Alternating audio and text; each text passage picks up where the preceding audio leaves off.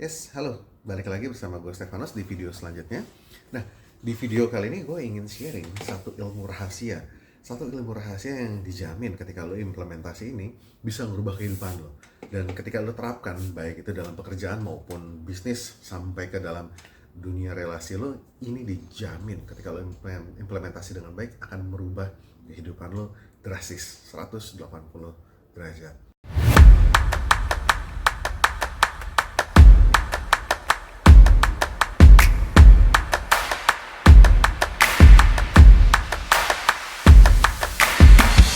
Kenapa gue bisa bilang begitu? Karena gue sendiri mengalami perubahan yang luar biasa ketika gue menerapkan satu rahasia ini.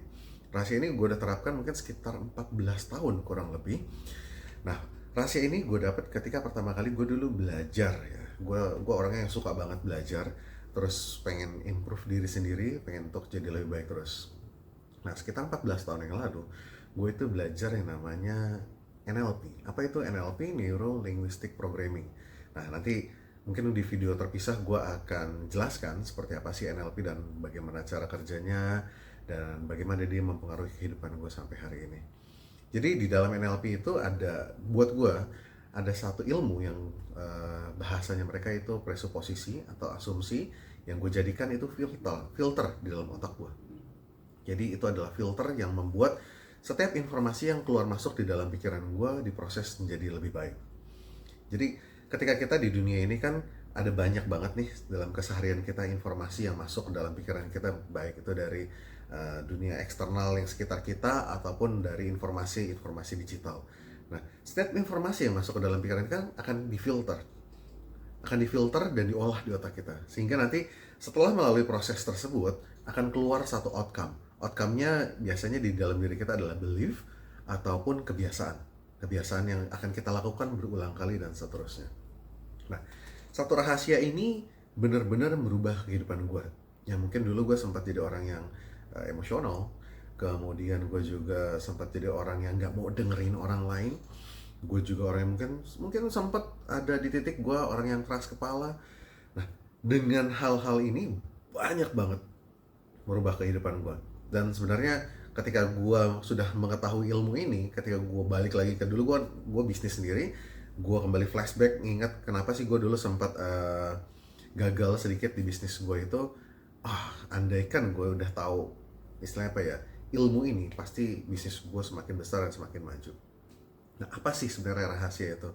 Nah, rahasia yang gue share itu, satu ilmu ini adalah sesederhana satu buah statement yang dimana kita perlu ingat dan kita terapkan di dalam pikiran kita, yaitu selalu ada maksud baik dari setiap kejadian.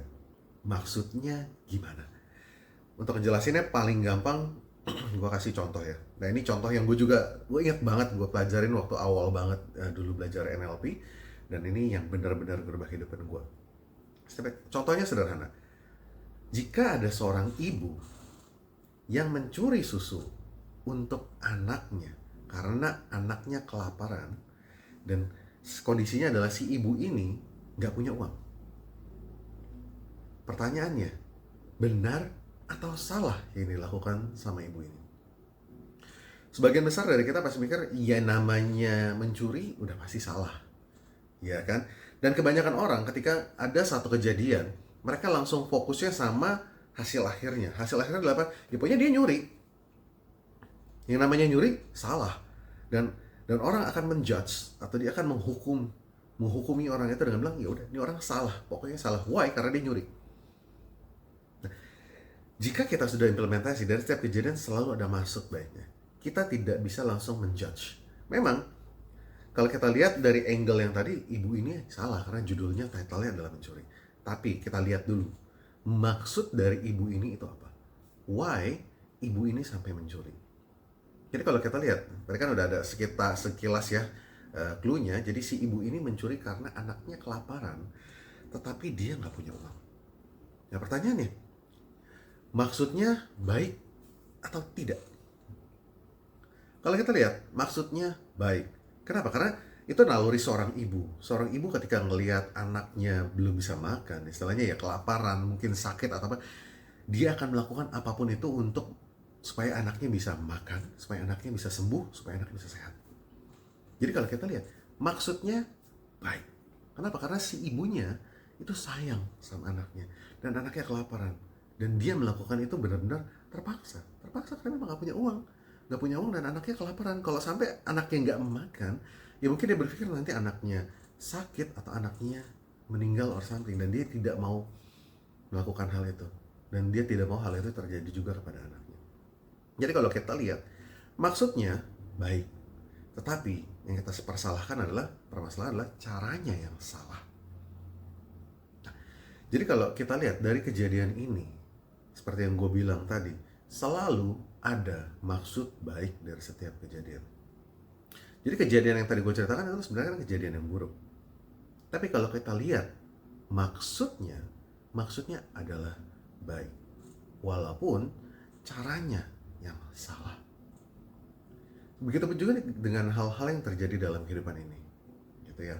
Contoh, kalau gue misalkan ada orang yang datang ke gue bilang, "Wah, Tep, lu orangnya tuh keras kepala banget ya, kalau lu diomongin nggak pernah mau ngedengerin."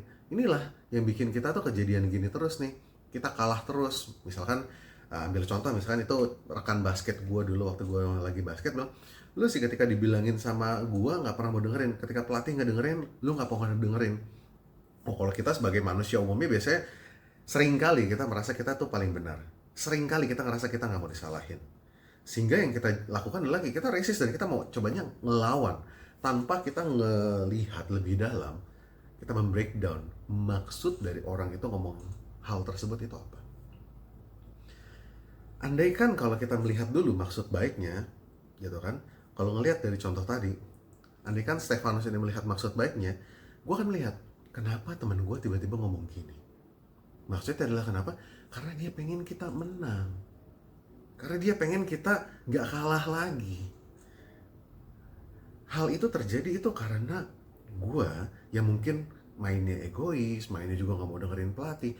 Oh, maksud dia baik. Tapi mungkin dia nyampeinnya ketika kondisinya kita lagi kalah, lagi ketinggalan, sehingga marah-marah.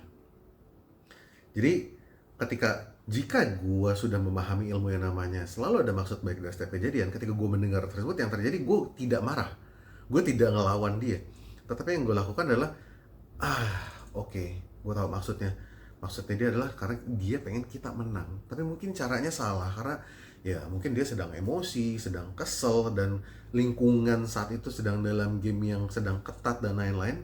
Oke, dengan demikian gue tangkap maksudnya.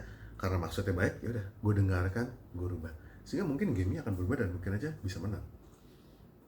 Dan itu tidak hanya dalam statement yang bisa kita lakukan.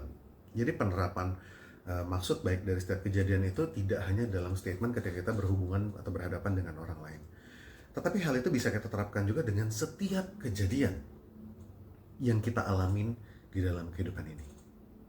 Contoh, jadi paling gampang gue ngambil contohnya, gue menceritakan tentang kehidupan gue. Gue itu basket, ya seperti yang gue ceritakan di video awal, gue itu basket, dan sampai gue ada di titik gue bisa jago basket itu adalah perjuangan yang luar biasa buat hidup gue. Satu hari, gue lagi di titik, menurut gue titik karir basket gue tertinggi ya, karena gue berusaha banget bisa dapet karir yang bagus di basket, dan di masa itu gue kuliah itu karena beasiswa basket. Di situ gue happy, gue bangga. Dan di momen itu memang gue lagi di titik gue mungkin kalau bisa istilahnya jago-jagonya, lagi performa terbaik gue lah gitu. Tapi suatu saat ternyata gue ngalamin yang namanya kecelakaan motor yang mengakibatkan ligamen dari lutut gue putus, lutut gue pun geser, ototnya robek. Dan ketika kejadian itu otomatis gue udah gak bisa basket lagi. Dan ketika ngalamin hal tersebut, yang terjadi apa yang gue langsung otomatis sebagai manusia, stres. Gue frustasi banget, dan gue di masa ketika gue ngalamin itu lagi masa penyembuhannya, itu nggak bisa dipungkirin gue nangis. Kenapa yang nangis? Karena gue mengingat semua jerih payah gue untuk bisa ada di titik itu, untuk bisa jago basket, bisa sampai gue juga dapat beasiswa basket, sampai bisa istilahnya apa ya, mungkin Stefanus yang dulu bukan apa-apa kalau gue nggak bisa basket. Banyak orang respect ke gue itu karena gue bisa basket, dan mungkin salah satu one of the best di sekolah gue waktu itu. Jadi kehilangan itu tuh kayak mungkin ya dalam masa itu kalau gue lebaynya adalah kehilangan segala-galanya. Ya karena basket yang berubah kehidupan gue. Orang respect sama gue karena basket. Kemudian gue juga kalau ada apa-apa, lagi stres, lagi sedih, ada apa-apa, tinggal larinya ke basket dan semuanya beres rasanya. Dan saat itu gue kehilangan basket. Yang terjadi apa? Ini real true story. Yang terjadi adalah gue nangis dan gue marah sama Tuhan. Di situ gue menyalahkan Tuhan, kenapa seperti ini? Tuhan, kenapa gue harus ngalamin gini? Gue ada di titik ini tuh susah payah, tapi sekarang diambil gitu aja. Nah, di masa itu gue belum belajar yang namanya selalu ada maksud baik dari setiap kejadian. Dan ternyata dari kejadian tersebut, karena gue udah gak bisa basket, ya singkat ceritanya gue jadi bisa belajar hipnoterapi. Di tempat hipnoterapi itu gue bertemu dengan salah seorang yang jago di dunia digital marketing. Di situ gue belajar digital marketing, dan demikian gue implementasi banyak pelajaran yang diajarin ke gue, dan gue sudah mulai bisa make money online waktu itu dari digital marketing sendiri. Dan kalau gue masih di basket, mungkin gue benar-benar, kan gue udah bilang ya di video-video sebelumnya, gue adalah orang yang tergila-gila banget sama basket. Jadi kalau gue sampai di basket, ya udah, bahkan acara keluarga atau apa itu akan gue kalahkan, gue akan lebih milih basket. Kalau gue masih di basket, mungkin di era kuliah gue udah belum bisa make money online, dan gue nggak akan pernah ngerti ya namanya digital marketing. Dan ketika suatu hari nanti gue ngalamin kecelakaan, ya kan, gue nggak bisa basket lagi, mungkin gue jadi bingung juga mau apa. Nah, di situ gue langsung melihat, ternyata ya Tuhan itu buat gue melihat gini, maksud baik dari kejadian yang gue alamin itu tuh apa sih? Jadi maksud baik yang gue lihat, ternyata Tuhan itu pengen gue punya jalan kehidupan yang lebih baik. Tuhan itu ngeliat, mungkin kalau Stefanus kamu basket terus, nanti kehidupanmu pun gak akan maju, mungkin kehidupanmu gak akan sukses. Maka dari itu ya udah, kamu saya kasih kecelakaan, sehingga dengan demikian nanti kamu ada jalannya bisa ketemu sama orang yang ahli digital marketing. Dan karena digital marketing itu adalah menjadi duniamu. Karena jujur waktu SMA salah satu dream gue, misalnya yang gue suka banget di waktu SMA, waktu nonton TV itu ada yang namanya orang-orang bisa make money online. Mereka kerja di rumah dan mereka ngasilin uang dengan kerja di dunia online. Itu gue pengen banget. Sampai gue dulu sering banget beli buku di Gramedia, cari-cari, karena gue mau praktekin gimana cara dapetin uang secara online gitu kan. Tapi sayangnya bukunya semua fake lah istilahnya. Dan ya entah gue dulu juga masih belum bersemangat, tapi ya nggak ada yang berhasil. Tapi dengan kecelakaan itu, dengan gue ikut hipnoterapi dulu dan gue ketemu sama orang yang ngajar digital marketing, itu menjadi titik balik kehidupan gue yang membuat gue ngerti digital marketing yang sesungguhnya. Dan dia juga menjelaskan banyak ilmu-ilmu baru yang gue pelajarin ketika gue ketemu orang itu yang tidak gue dapat di buku. Dan dari kejadian itu membuat gue membangun karir di dunia digital marketing dulu, dan gue punya toko online mungkin dari sejak 2011 sampai dengan berapa tahun lah, dan itu gue menghasilkan puluhan juta. Dan itu berubah kehidupan gue drastis. Mungkin nanti ada di sesi selanjutnya, ada video lainnya yang gue menceritakan gimana itu bisa merubah kehidupan gue dan mindsetnya seperti apa sih ketika ngejalanin bisnis itu. Tapi sederhananya gitu, yang tadinya gue pikir itu adalah kejadian buruk dalam hidup gue, karena imagine gue bisa jago di basket itu nggak gampang. Gue ngelewatin banyak fase, banyak latihan yang gila, dan banyak masa-masa gue dilecehkan segala macam, dan gue bisa jago, bisa beasiswa, dan tiba-tiba diambil begitu aja. Tapi ternyata di balik itu tuh maksud baiknya adalah Tuhan sayang sama gue, dan Tuhan punya rencana yang lebih baik buat gue. Dan honestly, digital marketing itu banyak merubah kehidupan gue sampai dengan hari ini, dan banyak membantu kehidupan gue dan keluarga gue, karena gue jadi ahli digital marketing juga saat ini. Nah, jadi kalau dilihat dari contoh itu, kita bisa ngelihat apapun sebenarnya yang terjadi dalam kehidupan kita ini, apapun yang kalian alamin dalam kehidupan kalian saat ini, baik itu kejadian yang menyenangkan ataupun kejadian yang tidak menyenangkan, percayalah, selalu ada maksud baik dari setiap kejadian. Lihat angle-nya jauh lebih besar di atas sana. Kalau gue selalu berpikir seperti ini, misalkan di dunia pekerjaan gue dikasih nasihat atau disalahin sama atasan, dimarahin gitu ya, yang gue lihat adalah gini, why gue dimarahin? Pasti ada maksudnya. Ya, yang pasti kalau atasan kan, kalau menurut dia bawahannya berbuat salah, pasti akan nasihatin, mungkin diomelin atau ditegur dan lain-lain. Kalau buat gue bener, mungkin gue salah, dan gue berpikir gini, kalau gue salah gimana ya cara gue supaya tidak mengulangi kesalahan yang sama. Jadi gue melihat angle-nya sangat-sangat berbeda.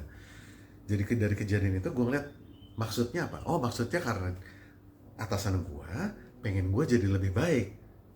Supaya gue jadi lebih baik, gimana caranya ya? Gitu.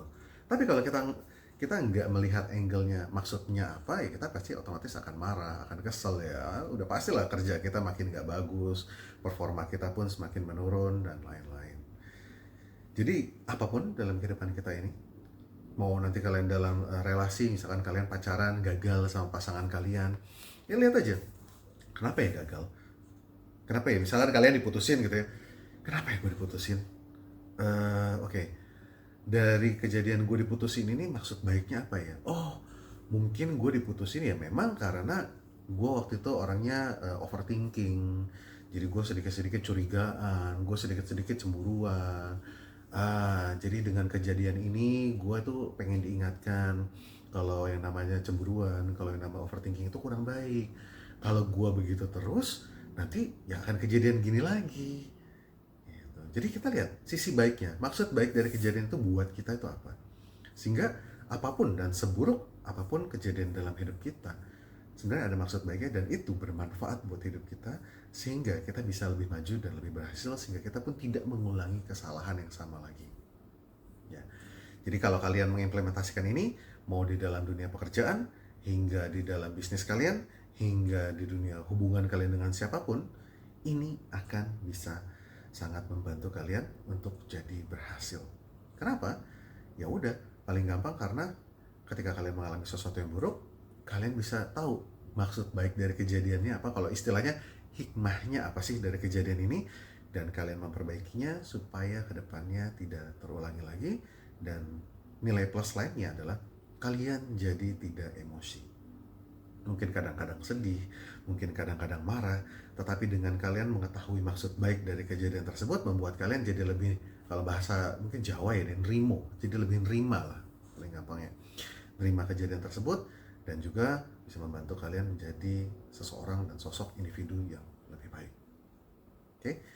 Karena ini banyak berubah kehidupan gue, hopefully kalian bisa implementasi, karena knowledge yang gue bagikan berdasarkan pengalaman gue ini pun tidak akan bermanfaat kalau tidak diterapkan. Dan ini juga kalau gue cuma dari dulu mendengar dan gue nggak terapkan dalam kehidupan gue, pasti tidak akan bermanfaat apa-apa buat hidup gue dan tidak merubah kehidupan gue. Oke, jadi sekian video untuk kali ini. Semoga dengan video kali ini bisa memberikan pencerahan buat kalian dan melihat kembali kejadian-kejadian dalam hidup kalian yang mungkin menurut kalian berat, yang mungkin menurut kalian ternyata itu kayaknya menyedihkan, yang menurut kalian susah, yang menurut kalian ini menghancurkan hidup kalian. Kalian lihat lagi dan coba cari maksud baik dari kejadian tersebut, sehingga kejadian-kejadian yang mungkin dulunya kalian pikir buruk itu kan berubah menjadi positif dan membuat kalian pun menjadi pribadi yang lebih baik. Oke?